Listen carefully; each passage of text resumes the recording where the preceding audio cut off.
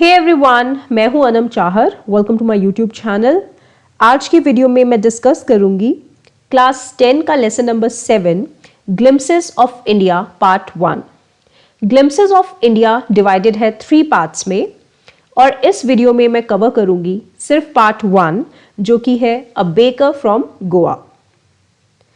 Title से ही clear है कि ये चैप्टर है गोवा के बेकर्स के बारे में। बेकर्स यानी वो लोग जो ब्रेड्स बनाते हैं, जो केक्स बनाते हैं। गोवा की एवरीडे लाइफ, वहां की डे टू डे लाइफ में बेकर्स का और उनकी बनाई हुई ब्रेड का बहुत खास इंपॉर्टेंस है।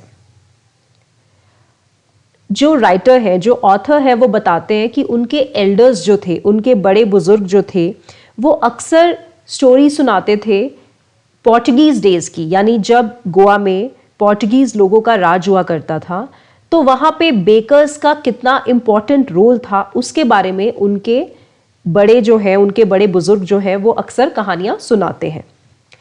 अब पोर्टुगीज तो चले गए। जब इंडिया फ्री हुआ, जब गोवा को फ्रीडम मिली, तब पोर्टुगीज तो पोर्टुगल वापस चले गए, पर बेकरीज अभी भी वही है और वहाँ का जो इन्फ्लुएंस है पोर्टुगीज पीपल का, वो अभी भी वैसा ही है।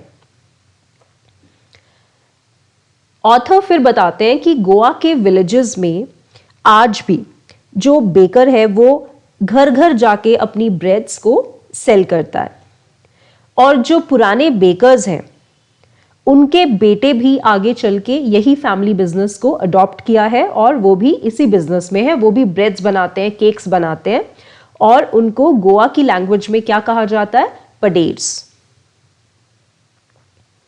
ऑथर अपने बचपन को याद करते हैं, अपने चाइल्डहुड को याद करते हैं कि कैसे सुबह सुबह जब बेकर आता था ब्रेड्स लेकर, तो बच्चे कितने खुश हो जाते थे, कितने एक्साइटेड हो जाते थे उसको देख के।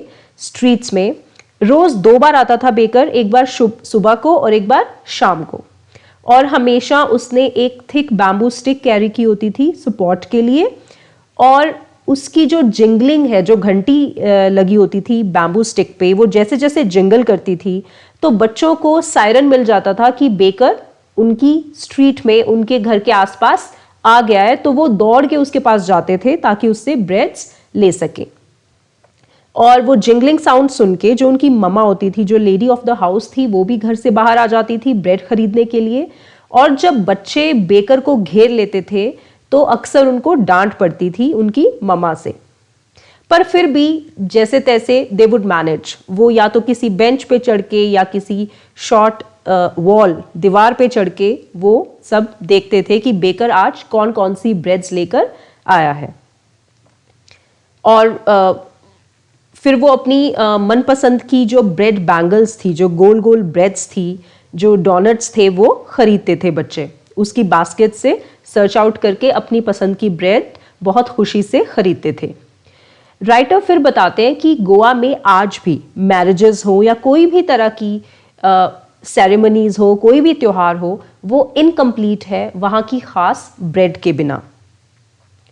आज भी मैरिजेस में दिए जाने वाले गिफ्ट्स में स्वीट ब्रेड यानी कि मीठी ब्रेड, जिसको बोलते हैं बोल, जिसका नाम है बोल, उसके बिना हर सेरेमनी, हर शादी अधूरी है।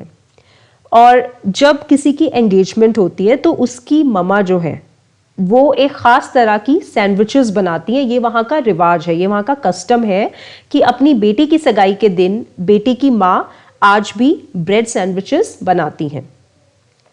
चाहे तो क्रिसमस हो या कोई भी और फेस्टिव ओकेजन हो, कोई भी त्योहार हो, वहाँ पे केक्स और बुलहिनाज, यानी एक तरह की ब्रेड ही है बुलहिनाज, उनके बिना सब अधूरा है। राइटर कहते हैं कि पुराने दिनों में जो ब्रेड सेलर्स थे वो हमेशा एक खास तरह का लॉन्ग फ्रॉक पहनते थे जिसको बोलते थे कबाई। एक सिंगल पीस फ्रॉक था वो, जिसका नाम था कबाई। और बाद में जैसे जैसे टाइम गुजरता गया, उन्होंने शर्ट्स और हाफ पैंट्स पहनना शुरू कर दिया। आज भी गोवा में अगर किसी ने शर्ट या हाफ पैंट पहनी हो तो अंदाजा लगाया जाता है कि शायद वो बेकर ही होगा, क्योंकि ये जो ड्रेस है वो कॉमन है बेकर्स के लिए वहां पे।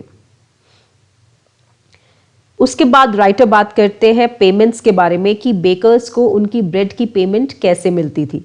तो वो डे टू डे बेसिस पे कलेक्शंस नहीं करते थे, मंथ के एंड में उन्हें अपनी सप्लाई, अपनी ब्रेड की पेमेंट एक साथ मिलती थी। और राइटर ये भी बताते हैं कि ये जो बिजनेस था बेकरी का, ब्रेड्स बनाने का, केक्स बनाने का, ये बहुत प्रॉफिटेबल था, बहुत अमीर होते थे बेकर्स, बहुत रिच थे। और अभी भी जब किसी मोटे इंसान, किसी गोलमोल इंसान को देखते हैं वहाँ, तो ये बोलते हैं कि ये शायद बेकर है, ये बहुत अमीर होगा क्योंकि ये बेकर है। तो this is what the chapter is all about. I hope आपको समझ में आ गया होगा। इसी चैप्टर का इंग्लिश समरी, इंग्लिश एक्सप्लेनेशन भी मैंने अपलोड किया है। आई रेकमेंड आप उसे ज़रूर देखें, क्योंकि इंग्लिश के एग्जाम में आपको आंसर्स तो इंग्लिश में ही लिखने हैं, तो it will be very useful to you. आप मेरे चैनल को सब्सक्राइब करें, उसे शेयर करें। Thank you so much.